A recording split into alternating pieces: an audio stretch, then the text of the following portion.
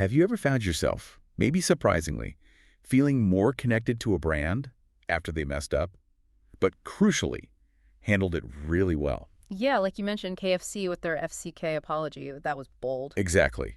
Or maybe Slack, being super open during an outage, it makes them feel, I don't know, more human? Right. If you've felt that, you've actually experienced something pretty fascinating in e-commerce psychology. It's called the Pratfall Effect. Hmm. So today, we're going to do a deep dive into that. Why being, well, imperfect can sometimes make your brand more appealing. And then critically, how you can maybe use those kinds of insights and other psychological levers to genuinely boost your online sales, especially if you're running, say, a Shopify store. It's a really Right. interesting area. This deep dive into e-commerce psychology is powered by Growth Suite.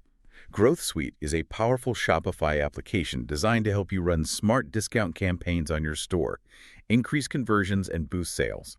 It's built on a deep understanding of customer behavior to create genuine urgency without devaluing your brand. You can test it for free on your Shopify store. Just land on the Shopify App Store now and test it for free. And it is intriguing, like you said, because it really goes against the grain, doesn't it? That typical marketing push for just constant perfection. Totally. Flawless everything. We think every interaction has to be polished, but sometimes, yeah, a well-handled stumble is powerful. And look, while the Pratfall effect is more about that brand affinity, building loyalty through authenticity, Right. there are so many other key psychological principles at play when it comes to actually converting a visitor, getting them to click buy. Okay. So we'll connect that idea of humanizing your brand to the very real everyday challenges that small and medium Shopify merchants face. Things like conversion rates, abandoned carts. Oh yeah, the classic struggles. Exactly. And understanding customer behavior, all facets of it, and using smart tools. That can make a real tangible difference to your bottom line. Absolutely. So our mission today is basically this. Unpack the psychology behind imperfection and connection, and then bridge that over to practical, actionable ways you can boost sales online. Importantly, without using any shady or deceptive tactics. Good stuff. So let's start with this pratfall effect. Let's break it down. What does it actually look like? Okay, well, imagine you're in a coffee shop, right? Your favorite one. Yeah. And you see someone who just seems super competent, perfectly dressed, orders confidently. Got the picture. Then they turn to leave, and maybe they just trip slightly, spill a tiny bit of coffee. Uh-oh. What happens in your head? Probably instead of thinking less of them, you suddenly find them a bit more relatable, more human, maybe even paradoxically more likable. Ah, okay. So that's the essence of it. That's the core, yeah. Yeah. The Pratfall effect. So it's this psychological thing where someone, or even a brand, becomes more appealing after a minor mistake. But, and this is key, right? Only if they were already seen as competent to begin with. Precisely. And this isn't just like a gut feeling. It actually came from psychologist Elliot Aronson's experiments back in 1966. He showed that highly competent people, they actually became more likable after a small blunder, like spilling coffee on themselves in the experiment. Right. The classic coffee spill. But crucially, average or maybe incompetent individuals, they became less likable after the exact same mistake. And that's the fascinating part for marketing today, especially for you listening as a merchant. We are just swimming in perfect content, aren't we? AI images, photoshopped everything, scripted brand voices. It's overload. It really is. And perfection, honestly. It's getting a bit boring. Sometimes even untrustworthy. Yeah, you start to wonder what's real. Exactly. This creates what people call an authenticity gap. And the numbers back it up. 64% of consumers prefer brands that feel human, and a huge 86% say authenticity is key for their loyalty. Wow, 86%.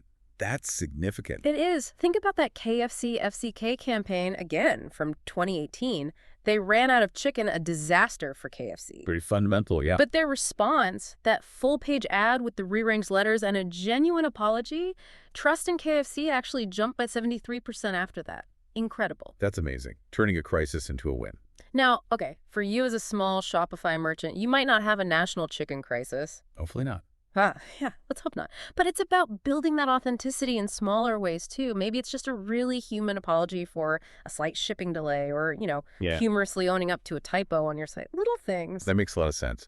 And the psychology behind why it works is interesting, too. You mentioned this competence versus vulnerability balance. Mm-hmm. So if a brand is already seen as good at what they do, competent, a minor flaw kind of balances the picture. Makes them more relatable. Exactly. Less intimidating, more approachable. If your products are solid, your service reliable, then a small, genuine human moment can actually deepen the bond, not break it. Okay, and then there's dual process theory. Can you unpack that a bit? Sure. So basically, our brain has two ways of thinking. System 2 is logical, analytical. System 1 is fast, emotional, intuitive. Got it. Thinking fast and slow. Kind of, yeah. When brands show vulnerability, they often tap into that emotional system 1. This creates stronger, more gut-level connections that can actually override purely logical thinking. So instead of just comparing prices, you feel a connection. Right. Think about it. You see a perfectly polished store, your logical brain is ticking, comparing features, looking for the best deal. System 2 is active, but then maybe they share a funny behind-the-scenes blooper or fix a small error with a laugh. That hits System 1. It builds this deeper instinctive trust. It fosters loyalty beyond just the transaction. Interesting. And the last piece was cognitive dissonance. How does that fit in? Well, imagine you expect a brand to be, like, perfect, almost robotic. Then they admit a small mistake or something goes a bit wrong. Your brain goes, huh, that doesn't fit. That's the dissonance, that mental discomfort. But if they handle it well, honestly, openly, that, turns into, wow, they're honest. Okay, I trust them more now. The dissonance resolves into stronger loyalty because their action, admitting the flaw, aligns with a value you appreciate, like honesty. It feels more real than relentless perfection. Gotcha. Resolving that surprise into trust. But, and this is really important, going back to Aronson's study, this Pratfall Effect, it only benefits those already seen as competent. Right, the crucial caveat. If your brand isn't there yet, maybe your products are inconsistent or customer service isn't reliable, then making a mistake, it'll likely just confirm negative perceptions. It backfires. So for a newer merchant listening, the first job is nail the basics, get the competence part right. Absolutely. Build that foundation first. Great product, reliable service. Then you can think about strategically showing your human side. Oh, and another interesting point from newer research audience, self-esteem might play a role. Oh, how so? It seems the effect works best on people with moderate self-esteem. Maybe because they appreciate brands that don't constantly project this image of unattainable perfection, which can sometimes make people feel inadequate. Fascinating. Okay, so that leads us nicely into the conditions needed for this to work. We've hit on established competence being critical. You gave the Tesla example. They can talk recalls because their tech expertise is basically assumed. Exactly, a startup trying that. Very risky. For your Shopify store, it means consistently delivering on your promises first. Quality, communication, shipping that builds the trust bank. Makes sense. What else? Then there's audience alignment. Who are you talking to? Different groups react differently. Gen Z, for instance, seems to respond way more positively, like 3 times more than baby boomers. Why do you think that is? Well, possibly because Gen Z grew up saturated with highly curated, often fake online personas. They might crave authenticity more or be quicker to spot genuine vulnerability versus manufactured perfection. Okay, and the type of mistake matters too, right? Hugely. It needs to be relatively minor. Ideally, maybe something already public. Crucially, it shouldn't impact safety or the core function of your product. Right, you don't want to admit your core product is faulty. No. And you need a clear solution or fix. The goal is to reveal humanity, not fundamental incompetence. Think about that small bookshop example. Shipping a book with a slightly damaged cover.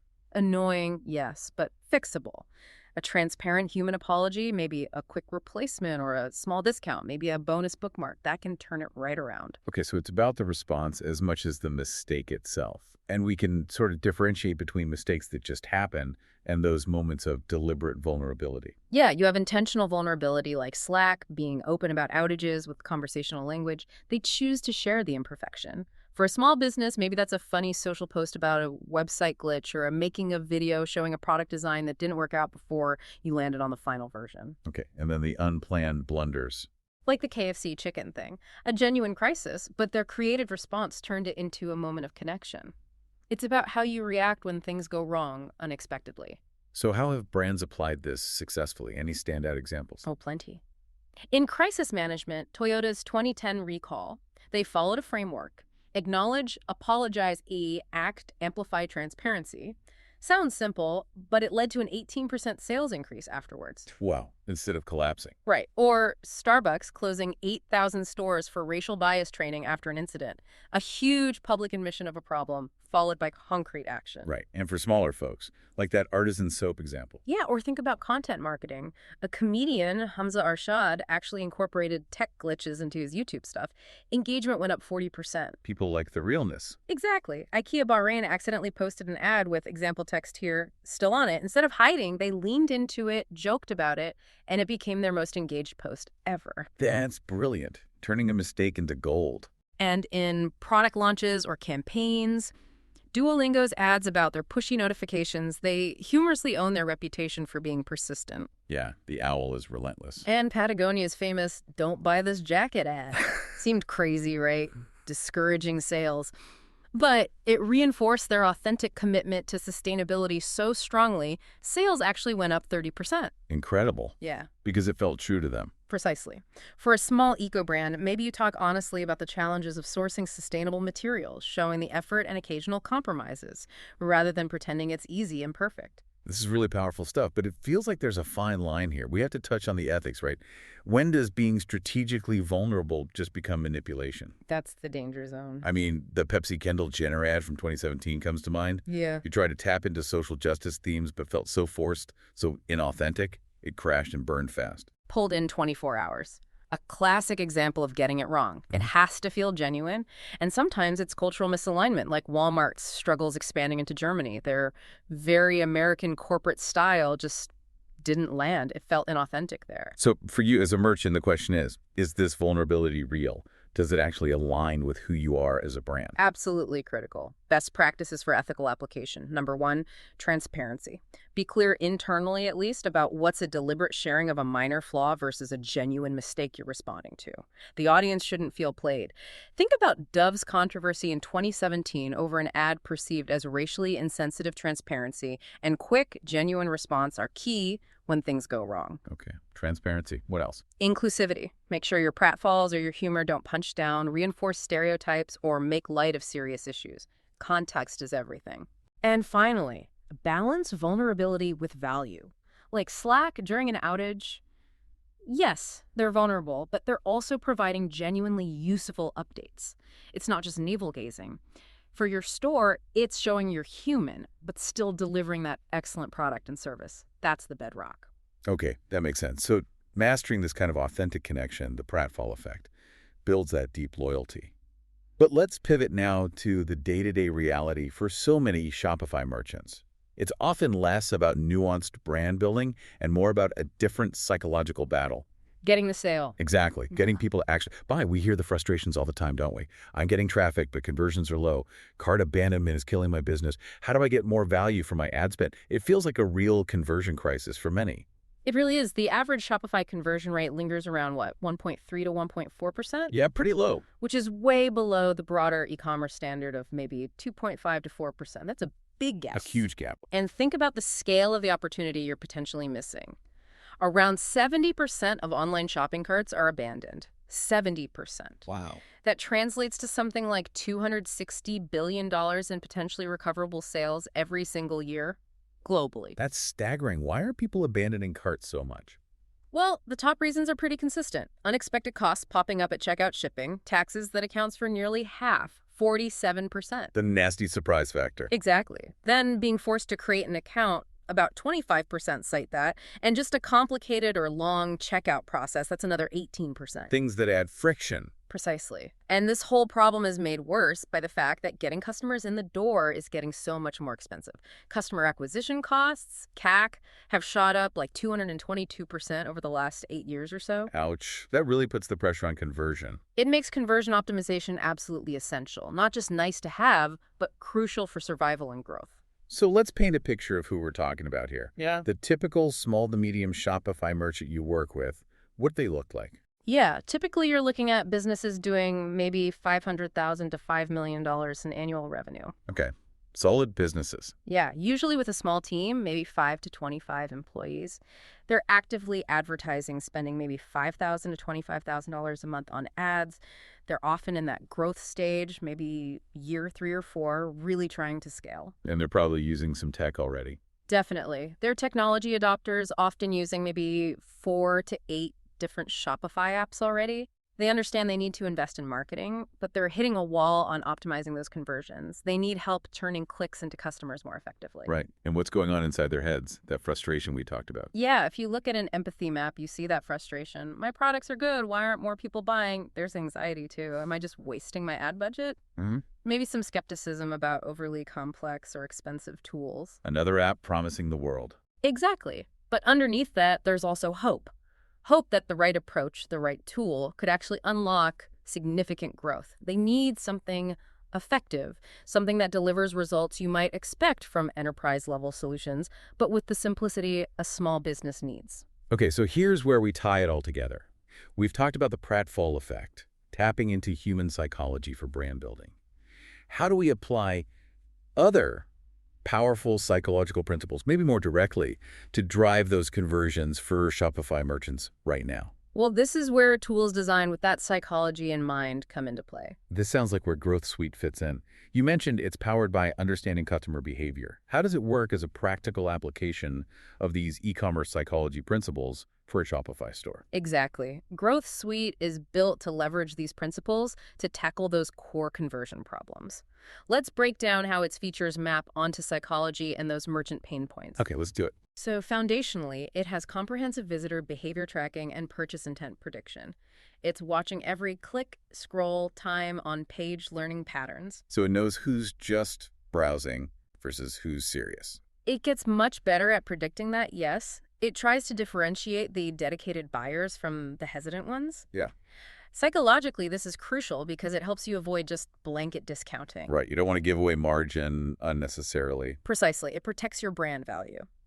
Then, for those hesitant buyers it identifies, it can trigger targeted, time-limited offers. This isn't a generic pop-up for everyone. It happens after they show interest, maybe spent time on a product page, added to cart but stalled. So it feels more relevant, more personal. Yes, and the time limit, say 5% off for the next 15 minutes, creates genuine urgency. It leverages the psychological principle of scarcity. It's not fake urgency. The unique discount code actually expires. This prevents offer fatigue and maintains brand integrity. And I assume there's a visual cue for that urgency. Yeah, a high-fidelity countdown timer. It's smoothly integrated right on the product or cart page, visually reinforcing that ticking clock, highlighting the potential saving. It's a subtle but effective nudge. Okay, what about after someone buys? Still opportunities there. Big time. That's where post-purchase upsell funnels come in.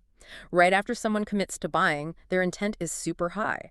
Growth Suite lets you present a one-time upsell offer. Taking advantage of that buyer's high. Sort of, yeah. It taps into commitment and consistency. They just said yes to you, they're more likely to say yes again, especially with a compelling, relevant offer. And it's frictionless, often one-click acceptance. You can set up smart rules too, like offering specific upsells based on what they just bought, or the cart value. It uses intelligent product selection to maximize the chance they'll take it. This directly tackles increasing average order value, AOV. Smart. Any other key features? Well, the advanced behavioral targeting lets you get really granular. You can create campaigns specifically for, say, people who abandoned carts yesterday or returning visitors on mobile devices. This personalization makes offers feel exclusive and relevant, boosting their psychological impact. And for building your email list, personalized email capture campaigns offer a unique, time-limited discount for signing up. Way better than a generic 10% off your first order that sits in their inbox forever. It creates immediate value and integrates with tools like MailChimp or Klaviyo. And critically, for that merchant profile we discussed, maybe not super technical, definitely busy, how hard is this to set up and use? That's a key part of addressing their pain points. Growth Suite is designed to be easy, no coding needed. Installation is typically under 60 seconds. Wow, okay. And it even comes with a pre-configured campaign ready to go immediately. So it removes that anxiety about complex setups or needing dedicated tech resources. It starts working right away. That sounds exactly like what those merchants need. So for any Shopify merchant listening who's wrestling with cart abandonment, wants to boost conversions, manage discounts smartly without just slashing prices, Growth Suite sounds like a really powerful but simple solution, built to give you those aha moments about your customers. Remember, you can test it for free on your Shopify store. Just search for Growth Suite on the Shopify App Store and test it for free to see how it can increase your revenue without extra traffic costs. Yeah, it's about turning those psychological insights into actual sales. And speaking of results, how do you actually measure the impact, both of, say, brand vulnerability initiatives and these conversion optimization tools? Good question. How do you measure this stuff? Well, with Growth Suite, measurement is built in and easy to access. It provides 4 key one-click reports that give you really actionable insights, not just data dumps. Okay, like what? There's the funnel report. It visually maps out the conversion stages. Session start, product view, TIS, add to cart, checkout, begin and checkout completed. You can literally see where people are dropping off. Identify your bottlenecks. That's super useful. Pinpoint the problem areas. Exactly. Then the product report. It breaks down performance product by product views, adds to cart, actual purchases, revenue generated, helps you decide which products to promote more, or maybe which ones aren't pulling their weight and need less traffic sent their way. Optimize your efforts. Right. The Purchase Insight Report gives you deeper behavioral stuff like, what's the average time it takes someone to buy? How many sessions do they typically have before purchasing? How many products do they look at? Helps you understand the customer journey. Understanding the why behind the what's. And finally, the Cart Insights Report. This gives you a daily snapshot of cart activity, total carts created, products added, average items per cart, total value in carts, and that crucial average order value, AOV.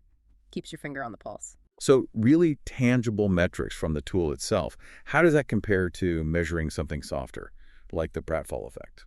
It's obviously trickier, but doable. Quantitatively, you can track things like social media engagement. Posts with self-deprecating humor often get double the shares, for example. We mentioned Buckley's cough syrup embracing its awful taste. They saw a 22% sales lift. KFC's FCK thing led to a documented 65% trust recovery, so there are hard numbers sometimes. Okay. Qualitatively, you look at sentiment analysis on social media. Are people expressing affection or amusement?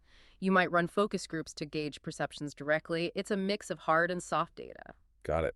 So looking ahead now, what are some future trends? How might these two areas, authentic branding and conversion psychology, evolve? Well, it's fascinating to think about. One area is AI-driven vulnerability. Sounds like an oxymoron, right? Yeah, a little bit. But AI could potentially identify minor, common customer pain points or frustrations that a brand could then proactively acknowledge, building affinity. Or maybe AI could help curate user-generated blooper reels that feel authentic. Using tech to enable humanity in a way. Perhaps. Then predictive analytics could get smarter about timing. When is the optimal moment for a brand to employ a pratfall strategy? Maybe right after a successful launch or when hitting certain usage milestones. Interesting. What about new technologies? Immersive technologies like AR and VR could play a role. Imagine virtual fitting rooms like Zara's experiments having slight, maybe even humorous glitches that make the experience feel less sterile, more real. Or brands hosting unfiltered behind-the-scenes events in virtual spaces like Meta Horizon Worlds. Bringing imperfection into the metaverse. Could be. And finally, underpinning all this has to be ethical innovation, maybe using blockchain for transparent records of how customer data informs psychological marketing tactics. And likely, we'll see more regulatory frameworks evolving around the ethical use of psychology in marketing. That ethical dimension feels increasingly important. Absolutely. The future, I think, lies in deeper, more genuine forms of transparency and connection, hopefully enabled by technology, rather than just more sophisticated ways to manipulate people. It has to be about building real relationships. Well said. So let's try and wrap up our deep dive today. The core message seems to be twofold. First, in this world obsessed with perfection, embracing authentic vulnerability, the Pratfall Effect can be a seriously powerful way for brands to stand out and connect. Human connection. And second, for merchants, especially on platforms like Shopify, understanding these psychological principles both for brand building and for driving sales, and then applying them using smart, easy-to-use tools like Growth Suite. Well, that can truly transform conversion rates and ultimately the bottom line. Absolutely. It's about working smarter, aligning with how people genuinely think and feel. Perfection is becoming obsolete, maybe? In this age of AI and polished everything, consumers seem to increasingly crave the beauty of flaws, the clarity of genuine value, and authentic connection. A great thought to leave our listeners with. How does that apply to your brand, your customer interactions? Worth pondering. Definitely. Ready to implement these powerful e-commerce psychology insights and drive sales for your Shopify store? Remember, Growth Suite helps you run smart discount campaigns. Test it for free on your Shopify store. Just land on the Shopify App Store now and test it for free. You can find out more by searching Growth Suite on the Shopify App Store.